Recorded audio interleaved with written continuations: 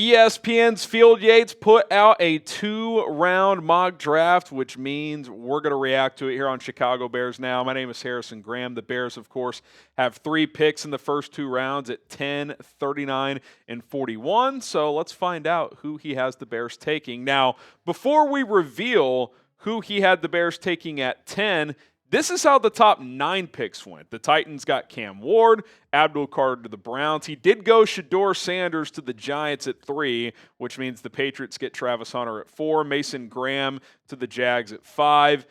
He does have Ashton Jeanty going to the Raiders at 6, Armand Mimbu to the Jets at 7.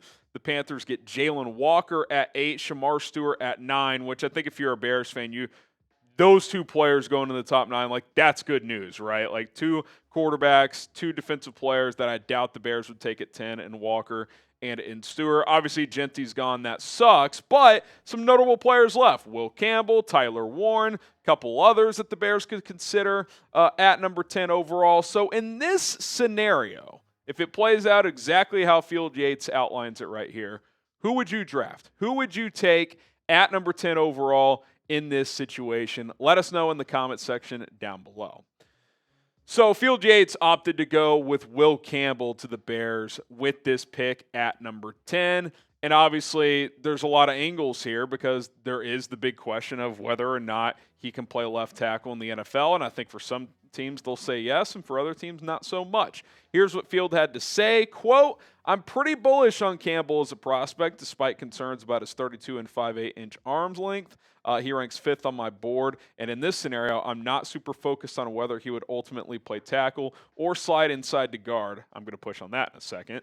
The Bears starting 5 is already much better on paper after a busy free agency, and Campbell could play wherever he's needed. New coach Ben Johnson would love a player like Campbell, whose elite foot quickness and pass protection ability fit great in his system. I think the only issue I have here with Field Yates, the whole, well, he can just fit in wherever. Well, here's the problem. Other than left tackle on the Bears' offensive line right now, and this is tough for me because I'm a best player available guy, but I think Will Campbell for the Bears right here, right now, if he can't play left tackle, I think it's a dilemma and kind of an issue because where does he play?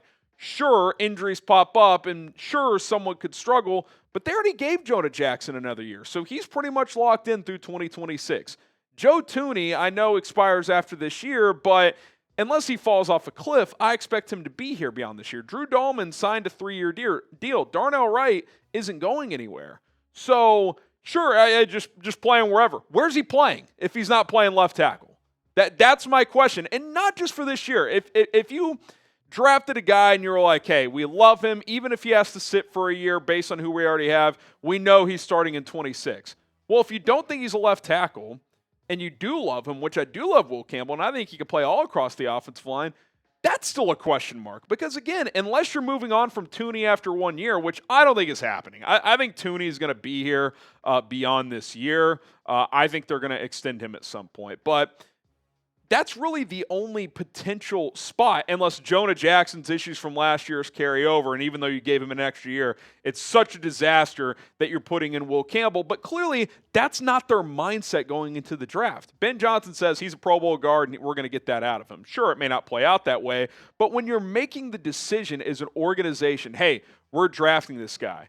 Again, I ask, if the Bears don't view him as a left tackle, and maybe they do, where the hell does he play if it's not left tackle? And it's weird to say because the Bears have not had a good offensive line. And yes, they need depth, but I'm not drafting for a backup, certainly a multi-year backup, at number 10 overall. Again, if you took him at 10 and he didn't find a spot this year and he for sure was going to start somewhere next year, I'm fine with that. But I still don't know where that position's going to be. I can't predict some major injury that's going to happen. But if they take him here, I got to think they think he can play left tackle. I have to think that. And for what it's worth, I think he can. I think Will Campbell's feet quickness and strength are good enough to play left tackle in the NFL. Now, could he be better as a guard? Certainly possible. given the measurements. And I do want to point out, too, that Field Yates mentioned 32 and 5/8.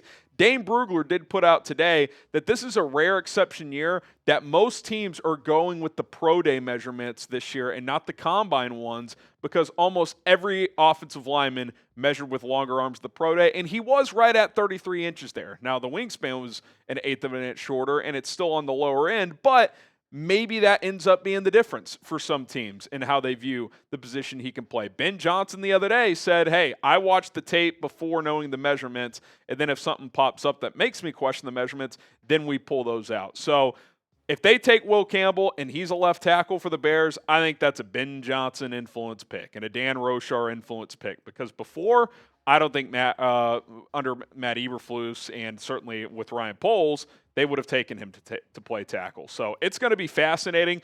I like the pick because I personally think he could play left tackle. I flat out do not know the Bears' position on this as we are 3 weeks out.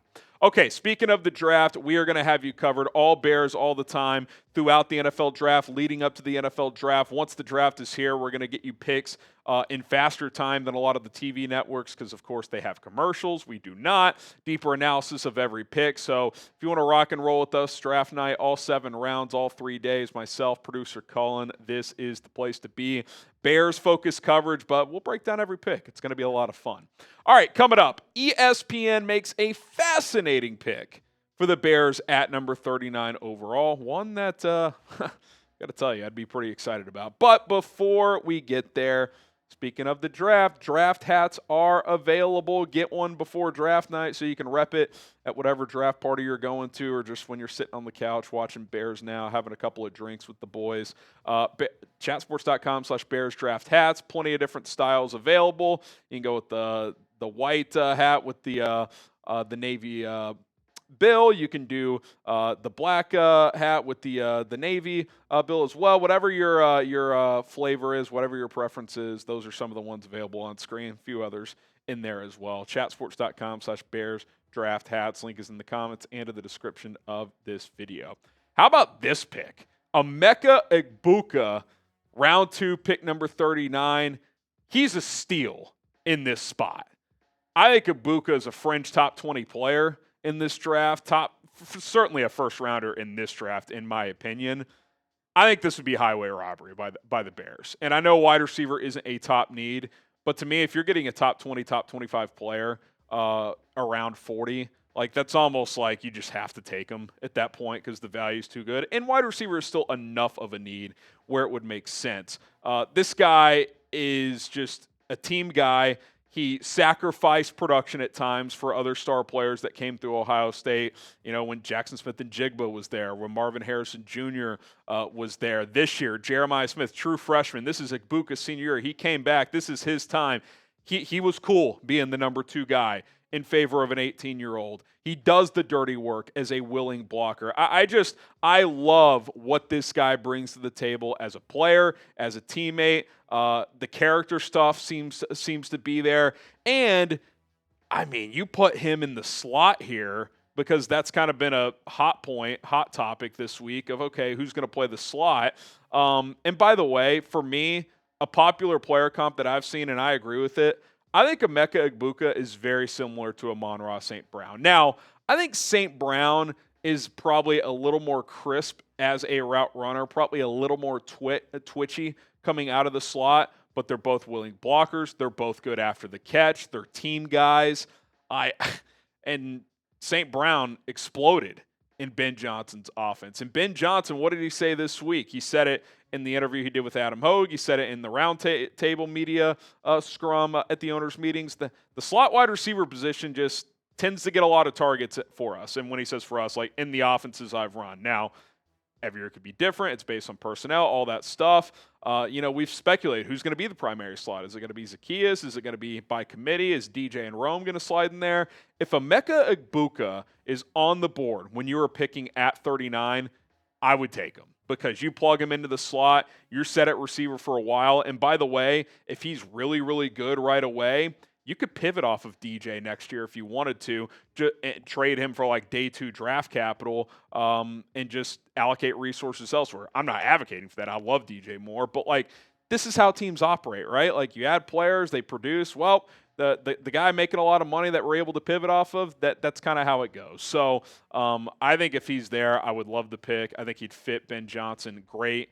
Go watch some of the big runs Judkins and Henderson had. Egbuka's making critical blocks to spring those loose. And what did Ben Johnson say? No block, no rock. This guy's going to block, and he would fit in really, really well. Would you take Emeka Egbuka in the second round? Type Y for yes, type in for no. Like I said, he's a steal at that point. I think in the 20s, it's really good value. You get him at 39, I wouldn't hesitate at all. And then you get his buddy and his teammate and his fellow national champion Buckeye brother, Quinshon Judkins, at 41. I love him in this range, this chunk at 39-41. If you don't get Genty at 10, or if you don't go Marion Hampton in round 1 at 10 or in a trade down, I think Judkins, Caleb Johnson, one of those two guys in this 39-41 range, that would be my preference. I think he's a potential superstar. And, a lot of these draft guys, like labeled Judkins is a thumper, and he can do that, but that's not his complete game. He kind of took on that role for Ohio State this year, which is why his yards per carry was down a little bit. They used him a lot on the goal line and in short yardage because he is 6 foot, 220 pounds. He ran a mid 4.4, and go watch a lot of his tape at Ole Miss. Dude, this guy can hit the home run.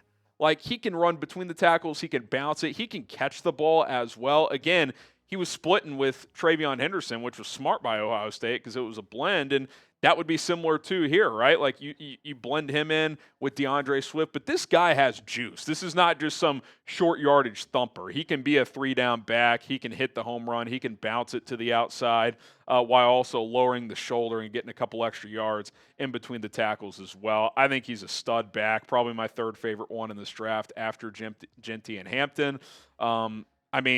Listen, these 3 picks, and you guys let me know what your favorite one is. If the Bears are comfortable with Campbell at tackle, sign me up for this draft. I know it's all offense, but get the best defensive lineman at 72, add a couple other defensive pieces on day 3, and maybe add a tight end, and let's get to training camp, baby. I think that'd be a lot of fun. Favorite pick, WC for Will Campbell, EE for Emeka Egbuka, QJ for Quinshon Judkins. Let us know in the comments. Don't forget to subscribe to the channel. Plenty more coverage to come here on Chicago Bears Now. My name is Harrison Graham. We'll see you soon.